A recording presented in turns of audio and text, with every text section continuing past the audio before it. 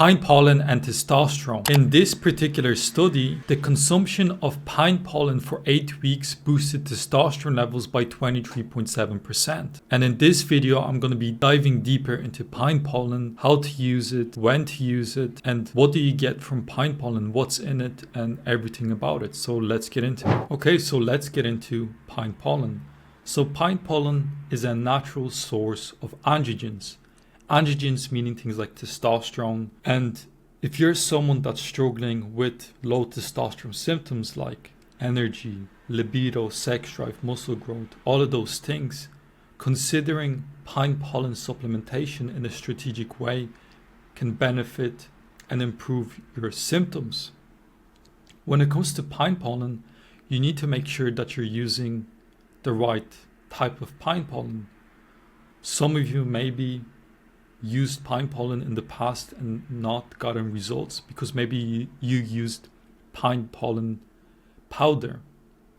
When it comes to pine pollen, you need to use pine pollen tincture because the androgens that are found in pine pollen can be only absorbed through placing it under your tongue, because consuming the pine pollen deactivates the androgens in your stomach and your liver. So the usage needs to be done correctly. For example, so here, testosterone taken orally is largely ineffective. Pine pollen must undergo an extraction process and be consumed sublingually, held under the tongue. Pine pollen tincture positively affected total testosterone levels and improved symptoms related to low testosterone in older men. This is the same reason why, if you watched my previous videos on mint, for example, and I mentioned how mint lowers testosterone levels, and even toothpaste which has mint in it can lower T levels, not because you're consuming it, but just having it in your mouth. It can go under your tongue and it can be absorbed. So it comes from the same reasoning how pine pollen is used the same way. You put it under your tongue because it can get absorbed into the body. So pine pollen is a natural source of testosterone, and not just testosterone, androstenedione, this one here, DHEA and androsterone. There's studies for all of these here.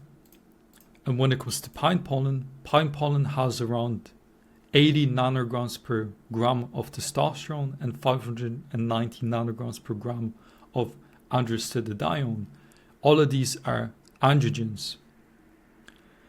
In this particular study, which is a meta-analysis which looks at a lot of different studies and makes a conclusion based on pine pollen, reviews the positive effects of pine pollen in 239 publications, including 180 studies, 37 clinical trials, and 22 reviews. One lens I want to look through when it comes to pine pollen supplementation is looking at using Repeat as a good foundation, because Repeat does talk about androgen supplementation, but supplementing with things like testosterone, which it's further up into the pathway, can cause a lot of suppression.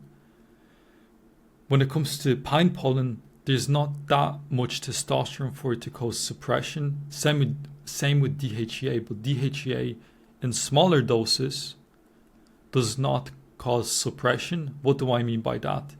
If someone injects testosterone, for example, there's going to be a feedback loop that your body is going to tell all the other organs, specifically testicles, to stop producing testosterone. That's why men who take testosterone, their testicles get smaller, testicular shrinkage, to maintain a balance, right? So the usage of pine pollen should not create that effect. That being said, I'll go over that now. So firstly, small doses of DHEA are best, ideally dissolved or taken with a fat source like butter, MCT, or olive oil. Low doses of 5 to 10 milligrams favor the DHT pathway and minimize estrogen conversion, while high doses, like 50 milligrams, can increase estrogenic effects. So pine pollen is perfect because the doses are extremely small. So you're going to be prioritizing the DHT pathway, the androgen pathway. DHEA at these low levels is generally non-suppressive and safe for men, with minor side effects like oily skin, pimples, or vivid dreams. And that's usually due to the increase in metabolic rate and the need for micronutrients like vitamin A, for example. So these are more could be driven by micronutrient deficiencies because the compound that you've introduced has increased the metabolic rate. So the need for micronutrients has increased, and the deficiency in those micronutrients that you've created by the increase in metabolism may cause these symptoms, which can be solved by correcting that micronutrient deficiency. However, if thyroid function is low, stress hormones may promote its conversion to estrogen, so caution is advised. Even 5 milligrams can noticeably improve mood and muscle tone within hours. So pine pollen has way less than even 5 milligrams of DHEA. When it comes to pine pollen and its effects on estrogen, I would pay attention to it. If you're using pine pollen on a daily basis and it makes you feel like you can't sleep, kind of like stress alert, it might be going in more of the estrogen pathway. DHEA production peaks in the teens and declines with age, approaching zero by the age of 90.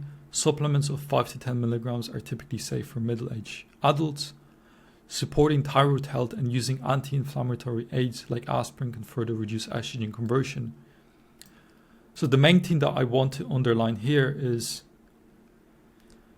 if your foundation is set properly, that you're optimizing the metabolic rate, you're eating the right foods, and you're good, and you want to introduce something like pine pollen that can, it's an icing on the cake, move you forward, the usage of pine pollen can be quite nice.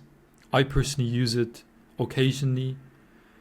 I get some of my clients to use it and they see positive effects. This can be used, I've used it before training, for example. I feel I can be stronger, improves the nervous system like a pre-workout. It's good for energy. I would hesitate taking it before you go to sleep because it gets you going, you could say. And yeah.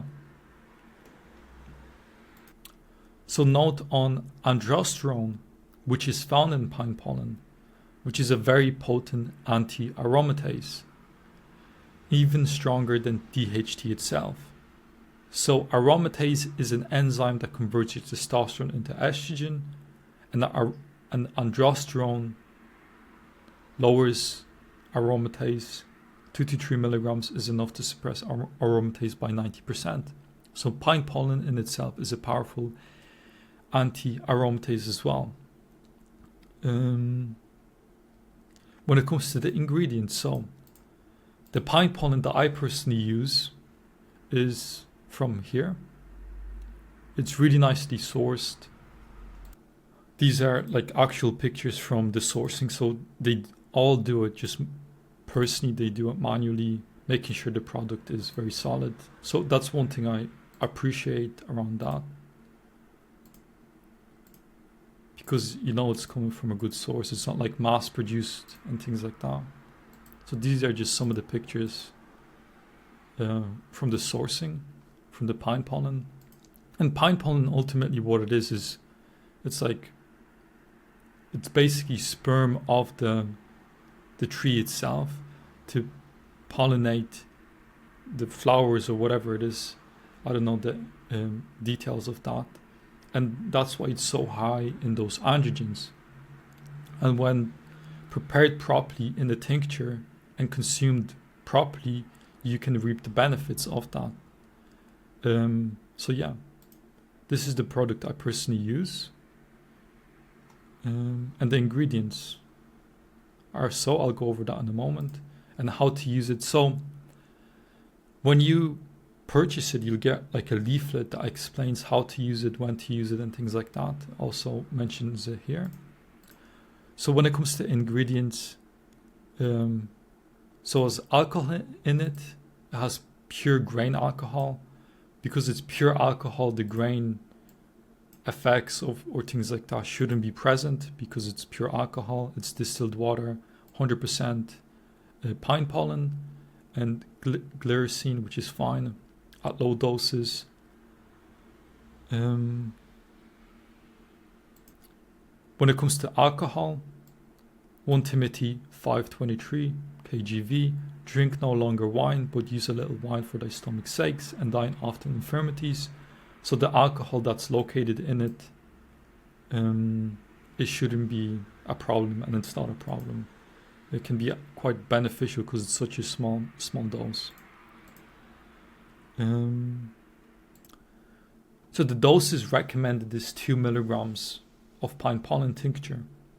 So 2 milligrams, you'd have 0.16 nanograms of testosterone and 1.18 nanograms of androstenedione. So if you're interested in having a go of pine pollen, using it to the benefit of boosting your testosterone, improving your androgens, I highly recommend that product. Also, I forgot to mention, when I use pine pollen as well, to improve the benefits and even prevent any estrogen effects if you were to get some, using it with a combination of Progest E. If you know what that is, I'll make a future video on progesterone and how to use it and things like that. Progest E can be used in combination with this very nicely as well. So yeah, you can use Alex15 for 15% off. That's the pine pollen I use personally. Or you can go to their website.com/Fedursky. And yeah, I'll leave a link down below. And yeah, this was a video on pine pollen.